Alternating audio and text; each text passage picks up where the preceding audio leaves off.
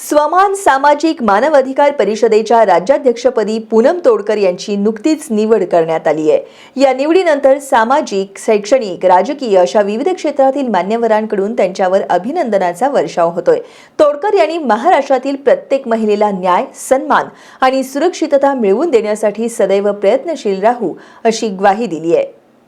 महिलांचे हक्क, स्वाभिमान आणि सामाजिक न्यायासाठी सातत्यानं कार्य करणाऱ्या पूनम तोडकर यांची नुकतीच स्वमान सामाजिक मानवाधिकार परिषदेच्या महिला राज्याध्यक्षपदी नियुक्ती करण्यात आली आहे।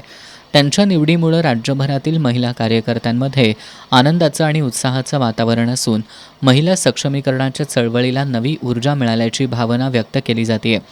तोडकर यांनी गेल्या अनेक वर्षांपासून महिलांवरील अन्यायाविरुद्ध आवाज उठवत त्यांना न्याय मिळवून देण्यासाठी, स्वावलंबनाची प्रेरणा देण्यासाठी आणि समाजातील वंचित घटकांच्या हक्कांसाठी सातत्यानं कार्य केले।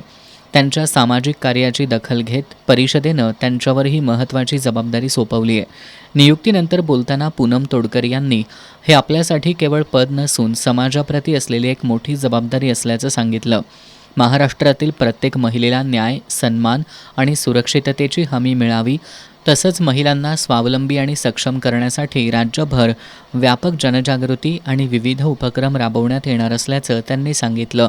समाजातील शेवटच्या घटकापर्यंत मानवाधिकाराची जाणीव पोहोचणं हे माझं ध्येय राहील असा विश्वास त्यांनी व्यक्त केला।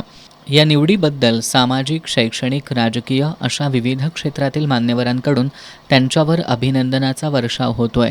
त्यांच्या नेतृत्वाखाली महिला सक्षमीकरणाची चळवळ अधिक प्रभावी होईल आणि मानवाधिकार संरक्षणासाठी नवी दिशा मिळेल असा विश्वास व्यक्त होतोय।